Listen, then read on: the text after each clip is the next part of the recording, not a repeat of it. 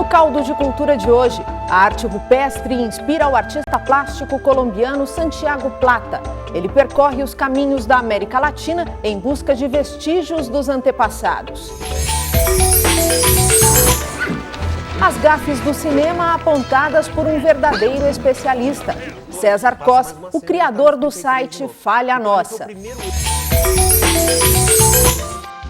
Saiba como foi o primeiro festival de cultura da UFPR. E o lançamento do cinema no fim de semana. A animação Carros é comentada por Marden Machado.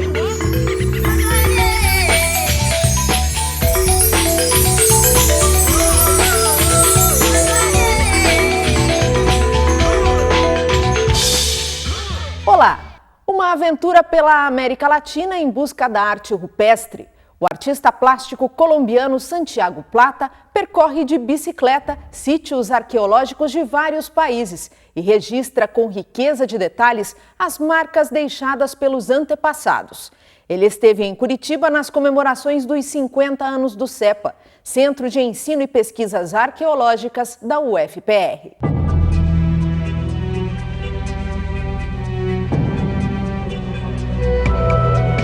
Inscrições feitas em locais de difícil acesso, pinturas com um significado desconhecido, traços deixados pelos antepassados e que ainda hoje são uma incógnita para a ciência. O que chamamos de arte rupestre tem outro nome para os estudiosos do assunto: arte parietal. No CEPA, Centro de Ensino e Pesquisas Arqueológicas da UFPR, estão reproduzidos alguns destes desenhos, localizados originalmente no abrigo Cambiju, na região de Ponta Grossa. O significado das obras, de cerca de 7.000 anos, é cercado de mistério.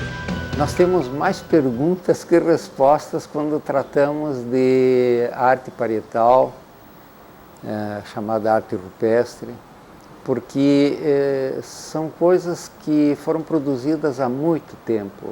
Aqui no Paraná nós conseguimos atingir até 7.000 anos, mas é provável que outros sítios sejam encontrados com datas bem mais recuadas ainda. Então, como hoje interpretar uma representação tão recuada no tempo, nós não conseguimos captar o sentido daquilo, né? Percebemos que é um ritual, que não é pura e simplesmente a execução de uma obra de arte. A arte, ela é consequência da prática ritualística. O professor Igor Chims conta que a interpretação das figuras só é possível quando associada a aspectos já conhecidos da cultura dos habitantes primitivos. Tenta-se, por exemplo, associar uma determinada cultura às pinturas, quer dizer, aqueles elementos daquele grupo foram os responsáveis pela execução da pintura. Mas até isso é difícil, porque às vezes nós encontramos num abrigo, sucedendo-se no solo, várias camadas de ocupação. Então, a qual delas atribuir a autoria das pinturas? Uma delas, digamos que 3 tenham ocupado aquele abrigo, uma delas talvez tenha sido autora das pinturas, as outras 2 não, né? Ou às vezes até pode ser que nenhuma das 3, mas um outro grupo que passou pela área e não ocupou, mas deixou as pinturas. Alguns trabalhos estariam relacionados à fecundidade dos animais. As pinturas que nós conhecemos no Paraná, elas representam principalmente animais da fauna nativa. Raramente nós temos figuras humanas. E os animais representados são principalmente aqueles animais úteis, quer dizer, aqueles que lhes serviam de alimento. Nós verificamos, inclusive naquele painel que está ali representando um dos sítios do Paraná, que existem da mesma espécie macho e fêmea. O macho ele está representado fielmente, enquanto que as fêmeas estão representadas desproporcionalmente, não com a mesma fidelidade do macho. Então talvez aí se possa entender uma intenção de multiplicação daquela espécie, porque afinal o cervo era uma das principais fontes alimentares, não só isso, mas também era a pele que poderia ser usada como proteção contra o frio, os ossos, o chifre para a confecção de instrumental. Enfim, desejava-se que essa espécie se procriasse rapidamente. Por isso as corças aparecem como se estivessem grávidas, né? Então existe esse simbolismo. A arte parietal necessita de preservação, mas é constantemente ameaçada pela ação humana, pelo vandalismo, pelos danos ao meio ambiente. A depredação maior é causada pelo ser humano, não resta dúvida. Um simples incêndio no campo, né, que é tão frequente nos meses secos, faz com que a fumaça da queimada impregne as paredes, preteando completamente o painel, impedindo a visualização das pinturas. Então nós corremos riscos muito sérios de perda desse patrimônio. Conscientizar o público da importância de preservar a arte ancestral é um dos objetivos de Santiago Plata. O artista plástico colombiano já percorreu mais de 30 mil quilômetros de bicicleta pela América Latina, registrando a riqueza da arte rupestre. Eu considero que a arte rupestre é essa arte mais vital da toda a humanidade, essa primeira manifestação da espiritualidade, não, do pensamento da homem primitivo que morou pela América do Sul e no mundo inteiro, não? E eu encontro que a arte rupestre faz uma alegoria direta a todas as forças que acontecem, que fazem possível a vida mesma. E eu gosto muito da natureza, de todas as forças que acontecem no cosmos. E eu pinto paisagem, não? Então a arte rupestre está nos lugares mais bonitos, não? De toda a paisagem e pues, combina perfeito com a minha paixão da bicicleta, que eu visito todos os lugares mediante o uso da bicicleta. Então foi uma mistura de muitas coisas que eu busco, não? Como a identidade, entendimento, não? De meus orígenes. Santiago utiliza uma técnica chamada de frottage, uma espécie de decalque das gravações na pedra. Tem o nome frottage, que significa friccionar. E a técnica se faz mediante o friccionamento de carbono sobre a tela, que a sua vez está posta sobre o petroglifo, sobre a gravura. Mas antes de colocar a tela sobre a gravura, a pedra que tem a desenho, se coloca um filme plástico transparente para proteger a pedra.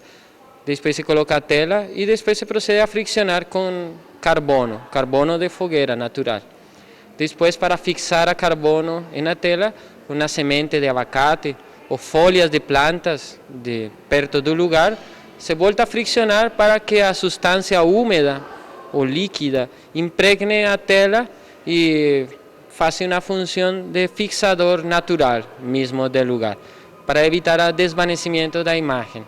É uma técnica muito sencilla, mas exige um manejo, não? De materiais, de sensibilidade mesma com a matéria, não? Para poder generar um bom contraste e não fazer dano à pedra mesma, não? Os locais visitados por Santiago são marcados pela beleza natural, mas a localização dos petroglifos nem sempre é de fácil acesso. Por isso, a execução das obras exige muito esforço. Trabalhar nos lugares é toda uma aventura, porque você tem que ser engenhoso para poder estender a tela, para poder fazer sua barraca sem molestar o lugar mesmo, para poder permanecer convivendo com as gravuras durante a permanência que o trabalho exige para ficar no lugar, que é mais ou menos 2, 3 dias, dependendo da quantidade de imagens que eu vou fazer a frotagem. Então tem que fazer hasta malabarismo mesmo, com uma mão em um lado, um pé no outro, uma pedra aqui, um palo sustentando aqui a tela, e trabalhar muito rápido, com muita criatividade, muita experiência, não? De como sortear os obstáculos, as dificuldades mesmas, e a vontade sempre tem que estar presente. O artista plástico está percorrendo sítios arqueológicos do Brasil. A expectativa é de que retorne para a Colômbia apenas daqui a 2 anos, apresentando uma mostra de frottage, um documentário e lançando um livro sobre a aventura pela América Latina rupestre.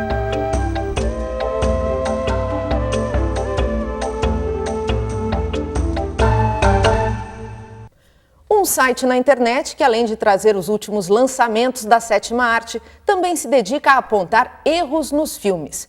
A página www.falhanossa.com.br já tem uma legião de leitores e de fãs. E o criador César Cos conversa com a gente sobre as gafes cometidas na tela grande. César, obrigada pela presença aqui no Caldo de Cultura. O prazer é meu.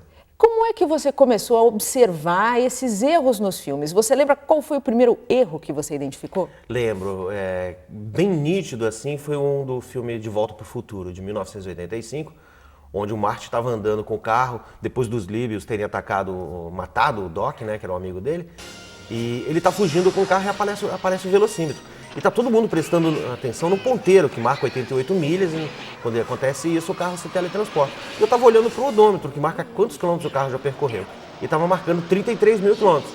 Passou uma cena, ele faz uma curva, reduz e acelera de novo, vai chegando nos 88 milhas, mostra de novo o velocímetro. Espera um pouquinho, tem alguma coisa errada, o carro voltou, né, a quilometragem voltou, passa mais uma cena, ele está nos 33 de novo.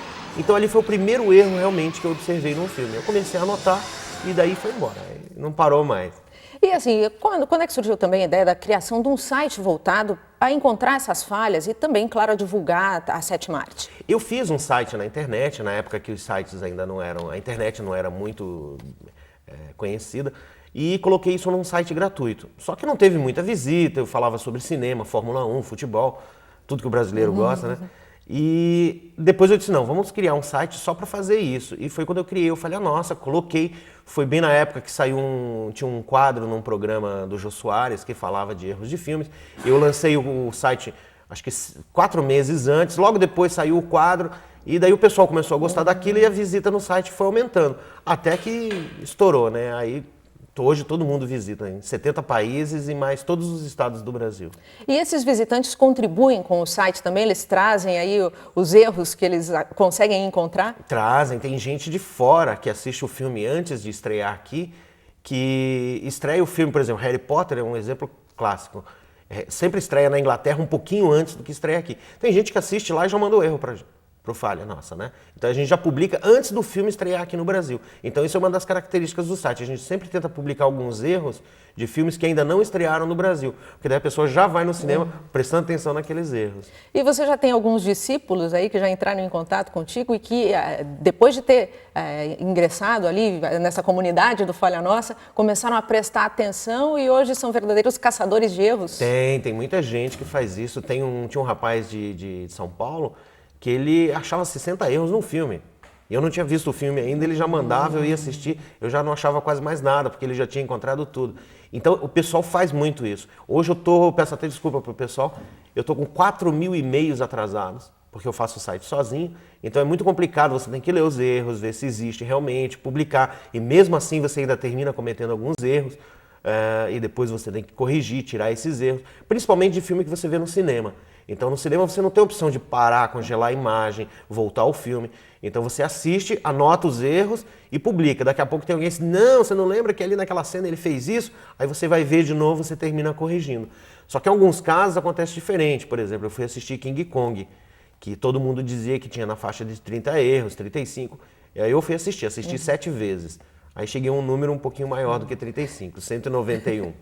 E assim, qual o erro mais grave que você considera do King Kong? O King Kong tem uma cena que o ator está conversando com o roteirista, né, que foram convidados para fazer o filme na ilha, e ele está com uma corda pendurada no ombro. São 6, a corda passa 6 vezes aqui no ombro dele. E ele está conversando dizendo assim, eu não vou atrás da Anne Darrow porque ela já morreu. E ele é covarde mesmo. Ele disse, não vou, e corta pro roteirista, corta para ele, volta pro roteirista. Quando volta para ele, a corda sumiu, desapareceu. Aí ele dá tchau e vai embora. E a corda não está mais ali. E você vê que isso é um erro de edição. Porque provavelmente na cena o ator deve ter tirado a corda, jogado no chão, dito assim, ó, eu não vou atrás dela. E na edição, que é do Peter Jackson, que ele zelou muito, o filme até atrasou um pouquinho por causa da edição do Peter Jackson, essa cena dele tirando deve ter sido cortada. O que aconteceu? Quando cortou essa cena, aconteceu o erro. Porque você pega uma sequência de cenas onde ele está com uma corda e na próxima ele não está mais. Então, a própria edição, aí o erro é culpa do diretor mesmo, né? O culpado é o diretor, o editor, o continuista também, também 90%, pode ser levado em conta? 90% é o continuista, porque a gente está conversando aqui, você está de óculos. Na próxima cena você está sem óculos. Quer dizer, a gente parou, foi lanchar, foi almoçar, foi tomar café, foi gravar no outro dia. A responsabilidade de você estar com as mesmas... os objetos, acessórios, é do continuista. Ele tira a fotografia, hoje ele tira até fotografia digital. Tira, já vê como é que tá, mede a distância. Você já deve ter, se você teve a chance de assistir um filme making off, você vê o rapaz medindo com a fita métrica a distância do nariz até o copo, para no outro dia, quando for gravar a cena, ele fica naquela mesma distância. Quer dizer, ele se preocupa com essa distância, mas não se preocupa com o óculos. Tem um filme do Harry Potter engraçado, que ele quando... os dementadores entram no trem, quando aparece ele em close, você vê uma espinhazinha aqui no queixo dele, que ele não tem nem na cena anterior, nem na cena posterior. Ou seja, aquela espinha foi num dia que ele foi gravar, e naquela próxima cena, 2, 3 dias depois, surgiu uma espinha. Ele é adolescente, apareceu aquela espinha. Então são erros que o continuista tem que estar prestando atenção. No Pearl Harbor tem um erro que é crasso. Ela pendura um cachecol no pescoço dele, que aquele cachecol é importante, é um símbolo que ela está dando para ele lembrar durante a guerra, porque ele está indo para a Inglaterra. Corta para ela, volta para ele. Quando volta para ele, o cachecol sumiu. Volta para ela, volta para ele. Quando volta para ele, tá lá o cachecol pendurado de novo. Quer dizer, isso não pode acontecer. Esse é um erro, culpa realmente do continuista, porque é ele que tem que fazer com que a cena tenha continuidade. Homem-Aranha, acontece bastante disso, né? Tem uma cena do Homem-Aranha que ele salva o metrô, né? O metrô está quase caindo, ele consegue parar. E você percebe, e engraçado, é que durante a cena eles dão um close no braço esquerdo dele e você vê rasgando a roupa do Homem-Aranha no bíceps. Tudo bem, tá ok. Na próxima tomada do Homem-Aranha não tem, tá inteira a roupa. Ainda tem gente que manda e-mail brincando, não, regenerou, ele pode fazer isso. Próxima cena, tá rasgado. Na próxima, tá inteira. Na próxima, tá rasgado. São erros de continuidade. Alguém não prestou atenção nisso. Filmaram toda a cena, o diretor deve ter dito assim, não, vamos fazer o seguinte, faz rasgar aqui o braço para ficar uma coisa mais interessante. Gravaram todas aquelas cenas de novo e na hora de montar, de fazer edição, termina acontecendo o erro, porque numa cena tá rasgado, na outra não. O campeão de erros seria o Gladiador, que é a capa do teu livro? A capa do livro? Não, é Titanic. Titanic tem 240 erros. O Gladiador tem um pouquinho menos, na faixa de 170. O King Kong está na faixa de 191. Vai passar porque ainda não fiz os erros de legenda e dublagem, porque na hora que você for fazer, ainda termina acontecendo mais erros. O Homem-Aranha e o Matrix estão na faixa dos 200. Então esses são os grandes campeões. Jurassic Park, 216, se não me engano. Esses são os grandes campeões de erros. E assim, falando um pouquinho do livro, né? Isso. Falha Nossa. Como é que foi constituído? O que é que ele traz? Tá. O livro, quando a gente resolveu fazer, a ideia era colocar só os erros mais absurdos. Mas depois a gente disse assim, não, vamos fazer o seguinte, vamos criar 2, 3 volumes e a gente coloca vários erros de cada filme. Então no primeiro livro ele saiu com 117 filmes e 1.600 erros. No site a gente está com 25 mil, né? Então um pouquinho mais. E a ideia foi colocar alguns campeões de bilheteria, como aquele famoso erro dos 3 solteirões e um bebê, que aparece um fantasma de um menino, que na realidade não é um fantasma, a gente explica aqui. E a ideia foi essa, montar um livro, porque tem muita gente que não entra na internet, a gente sabe disso. E tem muita gente que gosta de ler. E tem aqueles que, além de entrar na internet, também gostam de ler e gostam de ter um livrinho de cabeceira, por exemplo. Vai passar o filme na televisão e diz, peraí, deixa eu pegar aqui que eu quero consultar, ver se tem mesmo. E a ideia foi justamente essa, fazer um livro para que as pessoas pudessem acompanhar na hora que o filme estivesse sendo passado, ele pudesse olhar, acompanhar no livro aqueles erros que estão acontecendo durante o filme. A ideia básica foi essa. E quem quiser entrar em contato, saber mais... Do livro, do site. Entra no site falhanossa.com ou falhanossa tudo junto, né? www.falhanossa.com.br.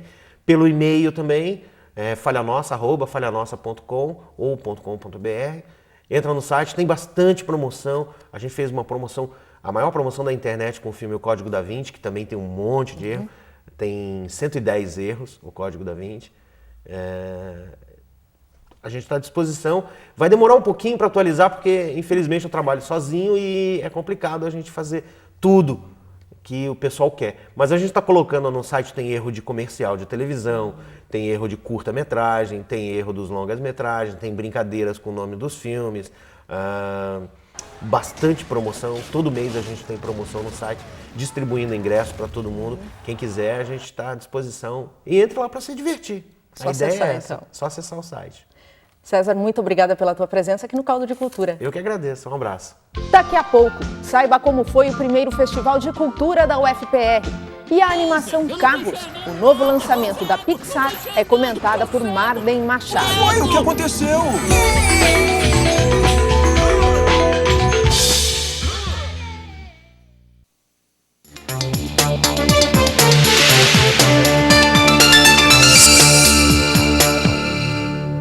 Doenças como Parkinson, tuberculose ativa, AIDS, cegueira, câncer podem deixar a pessoa incapacitada para o trabalho.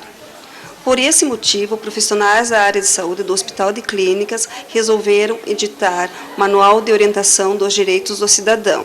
O manual traz dicas com relação à liberação do Fundo de Garantia, PIS, FGTS, isenção tarifária, entre outros direitos que o paciente tem. Os interessados devem entrar em contato com o Hospital de Clínicas, fone 3360-1800, ramal 6627. Falar com assistentes sociais Mônica ou Patrícia. Se você é empresário e quer ajudar nessa campanha, estamos precisando de patrocinadores para que possamos elaborar mais manuais.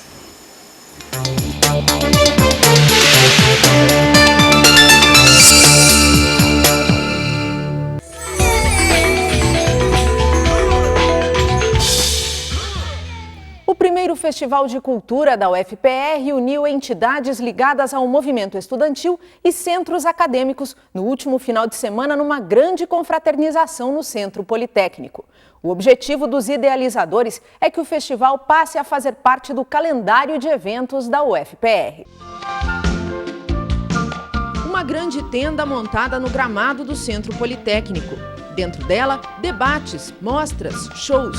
A cultura popular esteve em pauta durante o primeiro Festival de Cultura da UFPR. O evento, que teve duração de 3 dias, mobilizou a comunidade acadêmica e contou com a participação de entidades de resgate da cultura de raiz. Este grupo indígena Caingangue apresentou ao público do festival o artesanato, os ritos e as tradições. Eu acho que é importante, né? Porque tem muitos que se dizem que não conhecem índio, né? Então a gente está aqui para mostrar, né? Que tipo que é a cultura nossa, como que a gente sobrevive. Os centros acadêmicos apresentaram trabalhos e promoveram oficinas. O Centro Acadêmico de Letras convidou os participantes a prestigiar a literatura. A gente está prestigiando autores curitibanos, como o Paulo Leminski, o centenário do Mário Quintana, que é este ano, e os 50 anos do Grande Sertão Veredas. Preconceito linguístico, que é uma coisa muito comum na nossa sociedade. A gente colocou um texto sobre isso para tentar fazer a nossa parte, para que acabe com esse preconceito, que é uma variação, na verdade, isso é uma riqueza, né? A ideia é que o Festival de Cultura aconteça anualmente, um meio de promover a integração dentro da universidade. Vem gente para curtir as oficinas, para curtir a festa, ver o Jogo do Brasil e acaba vir por uma atividade e acaba se interessando por outras mais que tá acontecendo aqui. Primeiro de tudo é a integração, né? O pessoal se une independentemente de visão de mundo que eles têm, independente de tudo que eles pensam da vida, eles se unem em busca de um bem comum, assim, que é proporcionar para toda a comunidade da Federal uma oportunidade de estar conhecendo coisas que a gente não tem contato no dia a dia. Muita gente da engenharia, por exemplo, não tem contato com poesia, ou até a gente contato com o grupo indígena, essas coisas a gente não tem. E isso abre as portas para que quem se interessa pelo menos um pouquinho vá atrás de conhecer mais. Esse é o movimento que a gente quer dentro da produção cultural dos estudantes. Como você diz, houve um período que isso era muito forte dentro das universidades, houve um período de calmaria, mas agora está vindo com força total e com certeza a reitoria vai estar pronta, apoiando e estimulando essas iniciativas, sem dúvida nenhuma.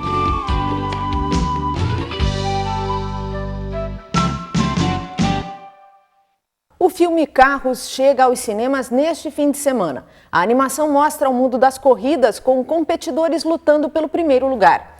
O filme é o primeiro a chegar às telas depois da negociação bilionária de compra da companhia Pixar pela Disney.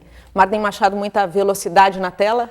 Pois é, o filme tem muita corrida, como você disse, mas também tem uma história edificante, que é típica das histórias Disney. No caso, é um carrinho vencedor de todas as corridas que participa, muito convencido, muito arrogante, que um dia ele se perde numa viagem pela Rota 66, que é uma estrada mítica lá dos Estados Unidos, e termina encontrando um grupo de carros velhos e uma Porschezinha muito simpática por quem ele se apaixona.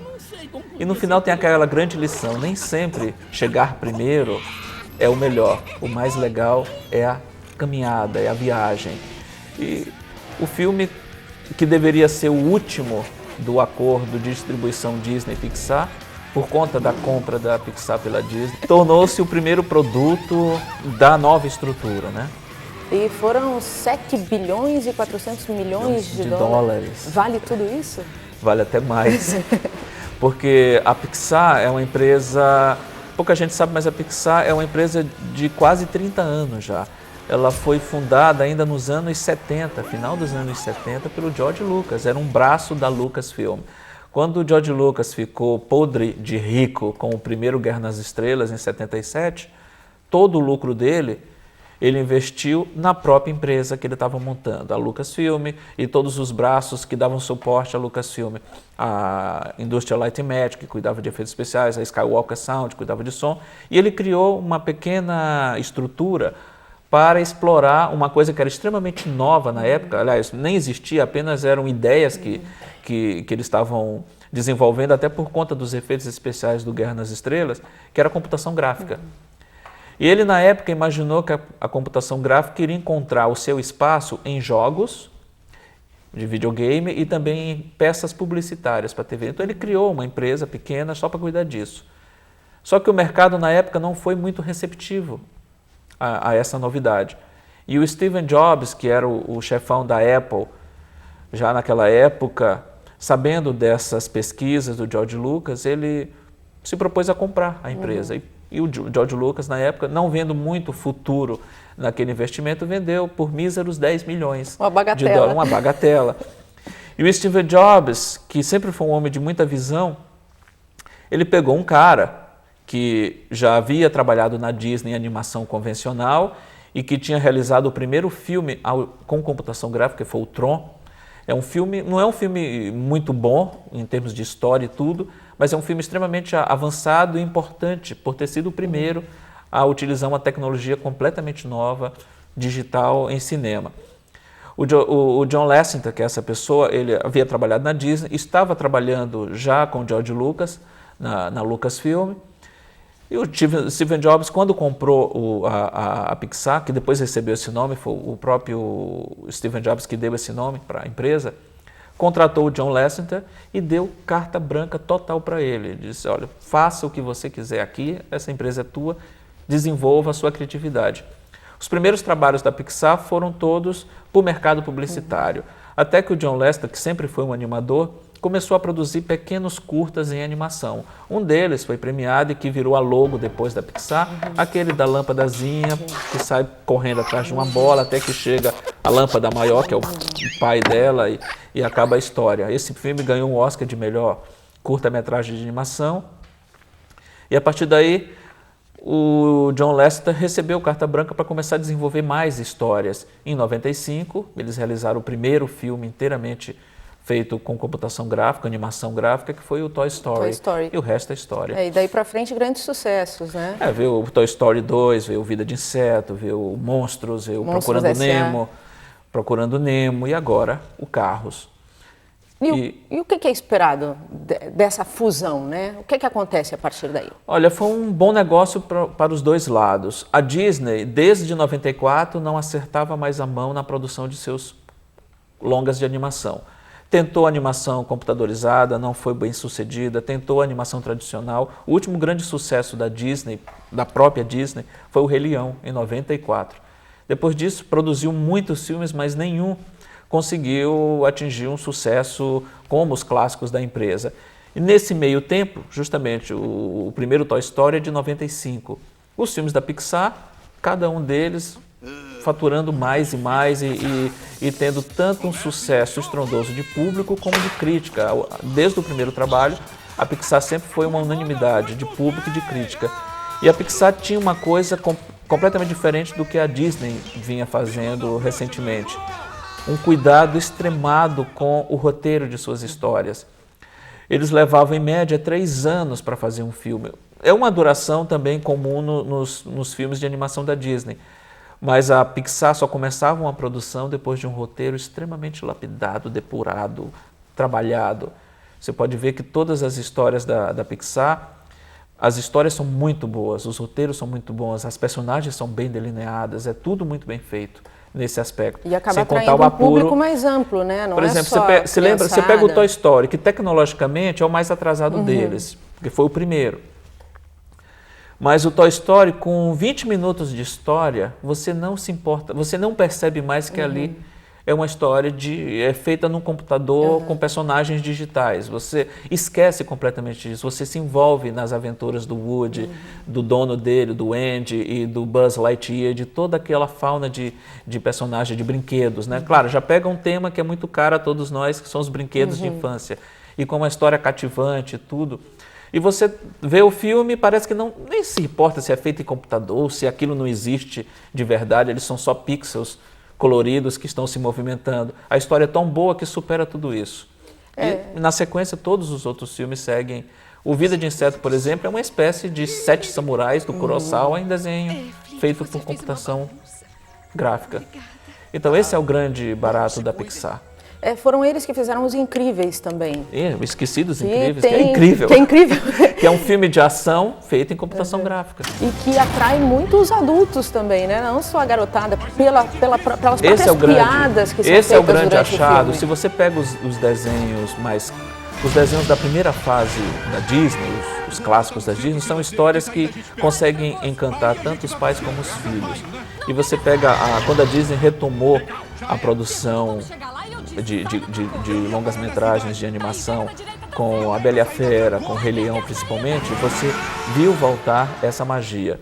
Os mais recentes não têm isso. E os filmes da Pixar, elas têm toda essa coisa envolvente. Ela encanta os adultos, ela encanta as crianças, ela trata de assuntos que são bem caros a todos nós, tem aquelas piadinhas que quem é mais velho consegue captar e a criança não capta essa piadinha, mas acha o filme engraçado do mesmo jeito.